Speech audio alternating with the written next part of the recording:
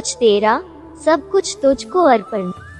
एक पुरानी कहानी है कि एक पंडित जी ने अपनी पत्नी की आदत बना दी थी कि घर में रोटी खाने से पहले कहना है कि विष्णु अर्पण। अगर पानी पीना हो तो पहले कहना है विष्णु अर्पण। उस औरत की इतनी आदत पक्की हो गई कि जो भी काम करती पहले मन में यह कहती विष्णु अर्पण, विष्णु अर्पण। फिर वह काम करती। एक दिन उसने घर का कूड़ा इकट्ठा किया और फेंकते हुए कहा कि विष्णु अर्पण, विष्णु अर्पण। वहीं पास से नारद मुनि जा रहे थे।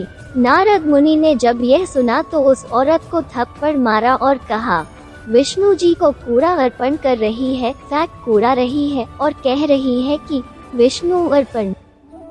वह औरत विष्णु जी के प्रेम में रंगी हुई थी। कहने लगी नारद मुनि, तुमने जो थप्पड़ मारा है वो थप्पड़ भी विष्णु अर्पण। अब नारद जी ने दूसरे गाल पर थप्पड़ मारते हुए कहा कि बेवकूफ औरत, तू थप्पड़ को भी विष्णु अर्पण कह रही है। लेकिन उस औरत फिर यही कहा, आपका मार यह थप्पड़ भी विष्णु अर्पण। जब नारद मुनि विष्णुपुरी में गए तो क्या देखते हैं कि विष्णु जी के दोनों गालों पर उंगलियों के निशान बने हुए थे। नारद पूछने लगे, भगवान यह क्या हो गया? आप जी के चेहरे पर यह निशान कैसे पड़े? विष्णु जी कहने लगे कि नारद मुनि, थप्पड़ मारे भी तू और पूछे भी तू। नारद जी कहने लगे कि मैं आपको थप्पड़ कैसे मार सकता हूँ? विष्णु जी कहने लगे, नारद मुनि, जिस औरत ने कूड़ा फेंकते हुए यह कहा था कि विष्णु अर्पण और तूने उसको थप्पड़ मारा था, तो वो थप्पड़ सीधे मेरे को ही लगा था, क्योंकि वो मुझे अर्पण था। कथा सार: जब आप कर्म करते समय कर्ता का भाव निकाल लेते हैं और अपने हर काम में मैं मेरी मेरा की भावना हटाकर अपने इष्ट या सतगुरु को आगे रखते हैं तो कर्मों का बोझ भी नहीं बढ़ता और वो काम आपसे भी अच्छे तरीके से होता है। सत्संग बड़ा है या तप?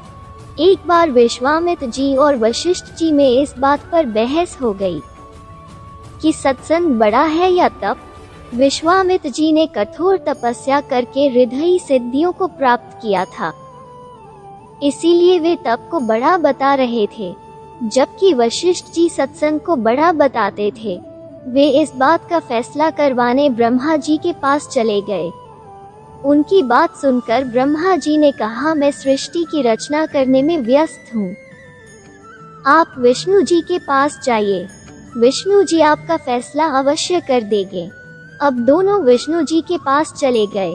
विष्णु जी ने सोचा, यदि मैं सत्संग को बड़ा बताता हूँ तो विश्वामित्र जी नाराज होंगे, और यदि तप को बड़ा बताता हूँ तो वशिष्ठ जी के साथ अन्याय होगा। इसीलिए उन्होंने भी यह कहकर उन्हें टाल दिया कि मैं सृष्टि का पालन करने में व्यस्त हूँ, आप शंकर जी के पास चले जाइए। अब दोनों शंकर जी के पास पहुँचे। शंकर जी ने उनसे कहा, ये मेरे वश की बात नहीं है, इसका फैसला तो शेषनाग जी कर सकते हैं। अब दोनों शेषनाग जी के पास गए। शेषनाग जी ने उनसे पूछा, कहो ऋषियों, कैसे आना हुआ? वशिष्ठ जी ने बताया, हमारा फैसला कीजिए कि तप बड़ा है या सत्संग बड़ा है। विश्वामित्र जी कहते हैं कि तप बड़ा है और मैं सत्संग को बड़ा बताता हूँ। शेषनाग जी ने कहा, मैं अपने सिर पर पृथ्वी का भार उठाए हूँ, यदि आप में से कोई भी थोड़ी देर के लिए पृथ्वी के भार को उठा ले तो मैं आपका फैसला कर दूंगा। तप में अहंकार होता है और विश्वामित्र जी तपस्वी थे। उन्होंने तुरंत अहंकार में भरकर शेषनाग जी से कहा, पृथ्वी को आप मुझे दीजिए। विश्वामित्र ने पृथ्वी अपने सिर पर ले ली। अब पृथ्वी नीचे की ओर चलने लगी। शेषनाग जी बोले, विश्वामित्र जी रोको, पृथ्वी रसातल को जा रही है। विश्वामित्र जी ने कहा, मैं अपना सारा तप देता हूँ, पृथ्वी रुक जा। परंतु पृथ्वी नहीं रुकी। ये देखकर वशिष्ठ जी ने कहा, मैं आधी घड़ी का सत्संग देता हूँ, पृथ्वी माता रुक जा। पृथ्वी वही रुक गई। अब शेषनाग जी ने पृथ्वी को अपने सिर पर ले लिया और उनको कहने लगे, अब आप जाइए। विश्वामित्र जी कहने लगे, लेकिन हमारी बात का फैसला तो हुआ नहीं है। शेषनाग जी बोले, विश्वामित्र जी, फैसला तो हो चुका है। आपके पूरे जीवन का तप देने से भी पृथ्वी नहीं रुकी और वशिष्ठ जी के आधी घड़ी के सत्संग से ही पृथ्वी अपनी जगह पर रुक गई। फैसला तो हो गया है कि तप से सत्संग ही बड़ा होता है, इसीलिए हमें नियमित रूप से सत्संग सुनना चाहिए। कभी भी या जब भी आसपास कहीं सत्संग हो, उसे सुना और उस पर अमल करना चाहिए।